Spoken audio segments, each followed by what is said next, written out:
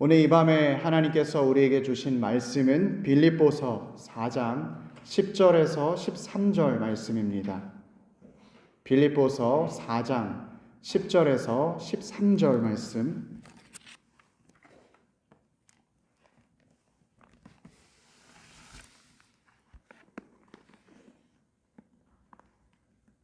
우리 다 찾으신 줄 알고 하나님의 말씀 한 목소리로 봉독토록 합니다. 내가 주 안에서 크게 기뻐함은 너희가 나를 생각하던 것이 이제 다시 싹이 남이니 너희가 또한 이를 위하여 생각은 하였으나 기회가 없었니라. 내가 궁핍함으로 말하는 것이 아니니라. 어떠한 형편에든지 나는 자족하기를 배웠노니 나는 비천에 처할 줄도 알고 풍부에 처할 줄도 알아. 모든 일 곧 배부름과 배고픔과 풍부와 궁핍에도 처할 줄 아는 일체의 비결을 배웠노라.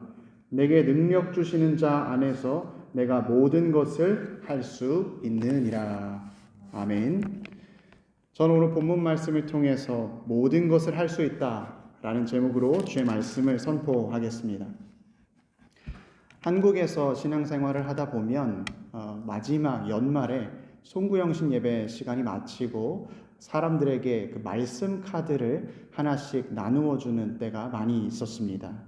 말씀 카드에 적혀 있는 말씀들이 나의 1년의 생활을 이제 하나님께서 은혜로 채워 가신다라는 의미를 가지고 있었는데요. 그때마다 사람들이 좋아하는 말씀 구절이 있었습니다. 수험생들에게 가장 인기가 있는 말씀, 또 자영업을 하시는 분들에게 가장 선호되는 말씀, 여러분들이 예상하시는 것처럼 빌립보서 4장 13절의 말씀입니다. 우리 이 귀한 말씀, 우리 한 번 더 다 같이 읽어보길 원하는데요. 빌립보서 4장 13절 말씀 다 같이 한번 읽어보겠습니다. 내게 능력 주시는 자 안에서 내가 모든 것을 할 수 있느니라. 아멘. 정말 귀하고 우리에게 필요한 말씀이지 않습니까? 주님의 능력을 통해서 우리가 뭐든지 할 수 있다는 그런 축복의 말씀입니다. 이 말씀이 왜 유독 인기가 있을까? 사람들이 이 말씀을 왜 좋아할까? 이유를 좀 생각해 보았을 때 아마도 믿음을 가지고서 행하면 주님께서 축복해 주신다. 또 우리가 긍정적으로 나는 할 수 있다. 어떤 적극적인 사고방식을 가지게 하는 근거인 것 같습니다. 그런데 많은 사람들이 이 말씀을 읽을 때에 말씀의 상황보다는 자기 자신의 상황을 더 우선한다는 것을 발견하게 되었습니다. 내가 필요한 것을 해결하기 위한 어떤 근거나 내가 지금 어려운 상황에서 이 어려움을 해결하고 돌파하기 위한 디딤돌로서 말씀을 사용하는 것입니다. 물론 이러한 묵상도 정말 귀하고 우리에게 필요한 부분이지만 오늘 본문은 그보다 더 깊고 더 차원 높은 가치를 말해주고 있습니다. 주님께서는 오늘 본문 말씀을 통해서 하나님의 관심이 어디에 있는지를 우리에게 이야기하고 있습니다. 제가 오늘 본문 말씀에 바울 사도의 편지를 조금 개인적인 느낌으로 다시 한번 읽어 드리겠습니다. 우리 10절 말씀을 보십시오. 바울 사도는 이렇게 이야기하고 있는 것입니다. 여러분이 잘 알다시피 저는 지금 감옥에 있습니다. 제가 여기서 가장 많은 시간을 보내면서 하는 일은 제 자신의 앞일을 걱정하는 것이 아닙니다. 저의 억울함을 호소하는 것도 아닙니다. 제가 감옥에서 가장 시간을 보내는 것은 제가 복음을 전했을 때에 그 교회들 그리고 나와 함께 신앙생활했던 형제 자매들의 생활을 관심 가져 합니다. 내가 그들에게 가지 못하기 때문에 그들의 문제가 무엇인지 또 그들에게 필요한 것이 무엇인지 너무나 알고 싶어서 편지를 쓰기 시작했습니다. 그때의 빌립보에서 에바브로디도가 나를 찾아왔고 여러분의 소식을 전해 주었습니다. 바울 선생님, 당신이 감옥에 갇혀 있을 때 우리 빌립보 모든 교인들이 마음을 함께 모아서 기도하고 걱정하고 있습니다. 여기 우리가 모아온 헌금을 받으십시오. 저는 이것을 받았을 때에 정말로 큰 위로와 기쁨을 느꼈습니다. 제가 빌립보에서 사역할 때에 정말 많은 고생을 했습니다. 빌립보에서 억울하게 매를 맞기도 했고 감옥에 갇히기도 했습니다. 그때의 어려움 중에 여러분들에게 복음을 전했을 때 그 복음의 씨앗이 잘 자라서 싹이 튼 것을 보니 제게 정말로 큰 기쁨과 위로가 되었습니다. 아울러 저는 여러분들이 마음 가운데에 복음에 대한 열정 그리고 저에 대한 사랑이 있다는 것을 늘 기억하고 있습니다. 여러분들은 기회가 될 때마다 저에게 선교 헌금, 구제 헌금을 보내서 복음의 일에 동참했기 때문입니다. 이제 11절 말씀을 보십시오. 바울은 이렇게 이야기합니다. 그러나 내가 하나 걱정되는 일이 있어서 이렇게 덧붙여 말합니다. 제가 여러분께 감사 편지를 쓰는 이유는 제가 받은 돈 때문이 아닙니다. 제가 선교 헌금이 더 필요해서 여러분들에게 그것을 말하는 것이 아닙니다. 저는 어떤 상황에 있든지 그 가운데에서 스스로 만족하는 삶을 배웠습니다. 그리고 그 방법을 이제 여러분에게 말씀드리겠습니다. 12절에서 이렇게 이야기합니다. 저는 많은 곳을 다니면서 비천하게 지내기도 했습니다. 가난함 중에 돈이 없어서 먹을 것을 먹지 못했고 또 입을 것을 입지 못했고 밖에서 추운 바람을 맞아가며 잠을 청해야 할 때도 있었습니다. 그러나 가난함 중에 저를 가장 비참하게 만들었던 것은 제가 가진 게 없기 때문에 사람들이 저에 대해서 저의 없는 모습으로 저를 판단했다는 것입니다. 내가 가진 게 부족하기 때문에 사람들은 나를 업신여겼고 나를 무시하며 나에게 안 좋게 대했습니다. 하지만 그로 인해서 제가 낙심하거나 마음 가운데 비굴함이 생기지 않았습니다. 또한 저는 동시에 풍족함도 경험했습니다. 제가 풍부함 가운데 있을 때에 저는 다른 사람과 저 자신을 비교하면서 내가 저 사람보다는 낫지 우월감에 빠지지 않았습니다. 제가 가진 것으로 떵떵거리면서 살지도 않았습니다. 이 풍부함도 하나님께서 주신 것임을 알며 하나님께 감사로 주님 위에 살기를 힘썼습니다. 제가 겪었던 모든 일, 곧 배부름과 배고픔, 이 시간들을 지나게 한 것은 그냥 된 것이 아니었습니다. 많은 시간이 필요했고 여러 연습과 노력이 함께 있어서 마침내 내가 체득한 비결입니다. 그런데 제가 이 일을 배우고 나자 어떤 일이 생겼는지 아십니까? 이제 13절 말씀입니다.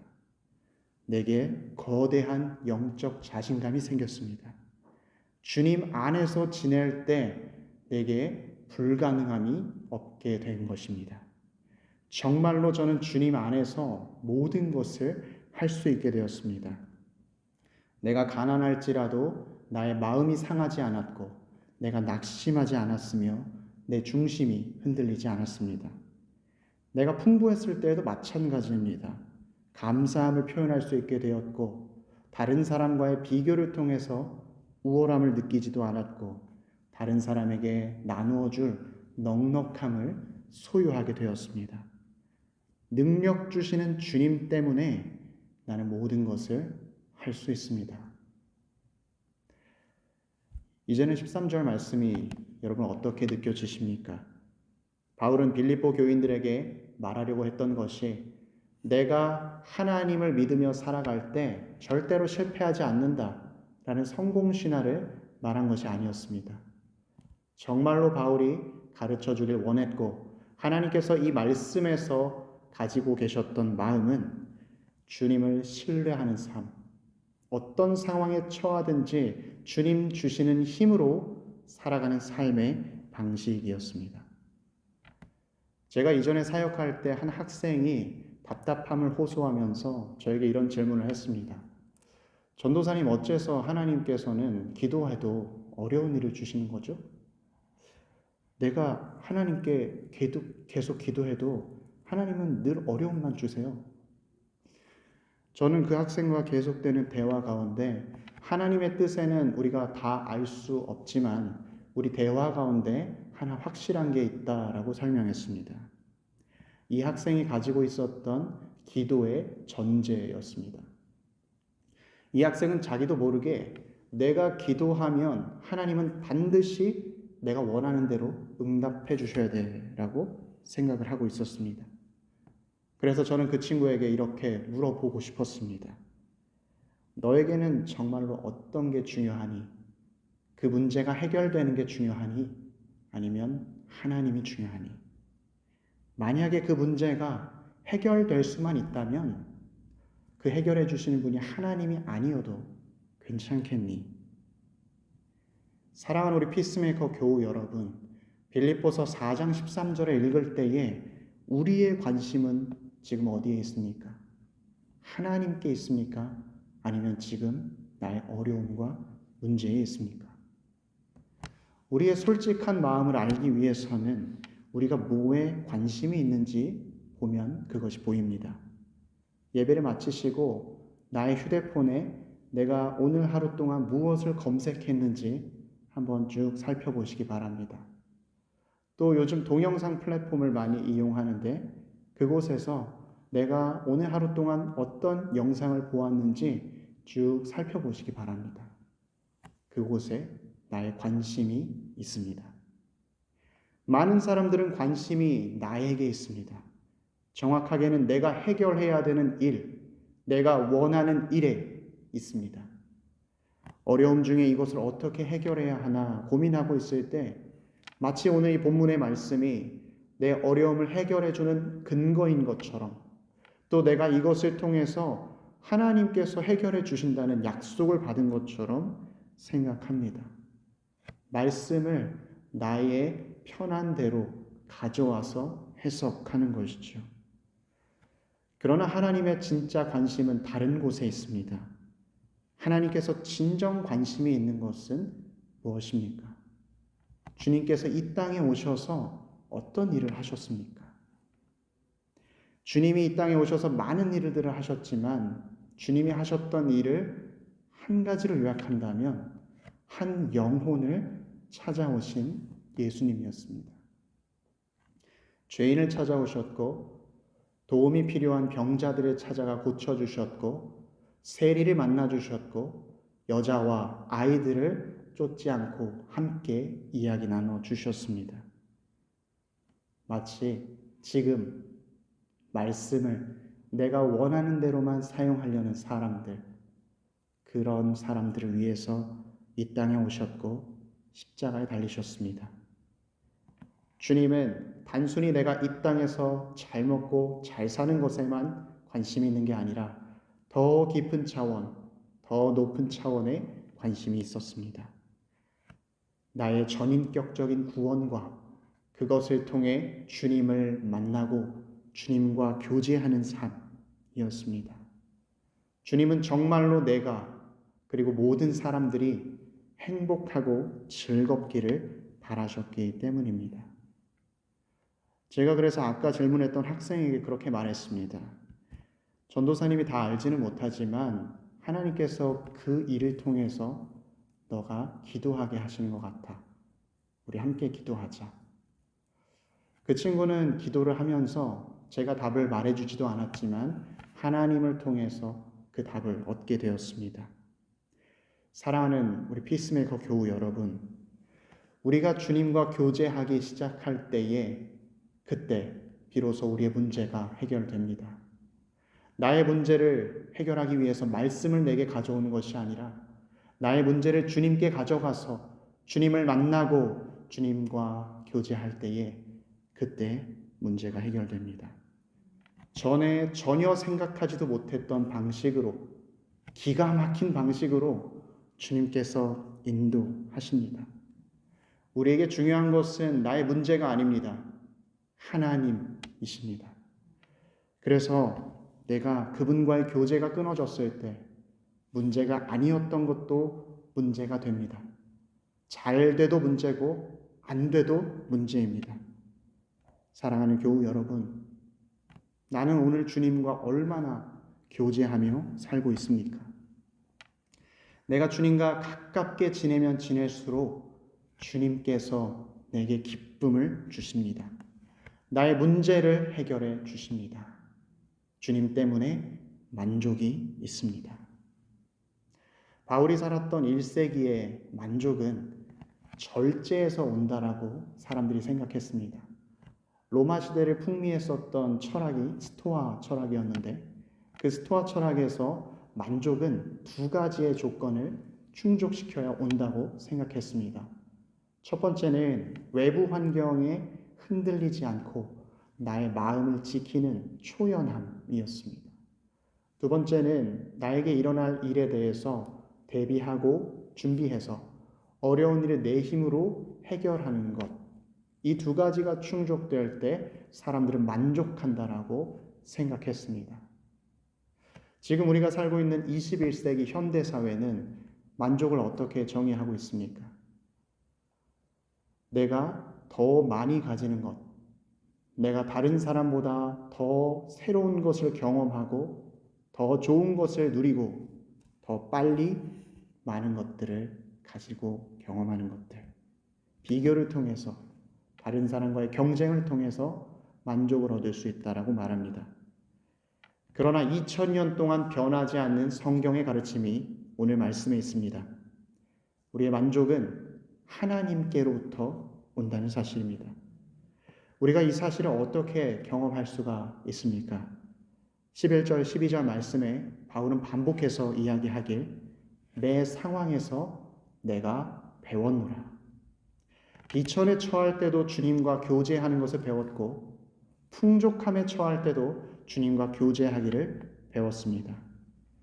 주님과 교제하는 것은 다른 것이 아닙니다.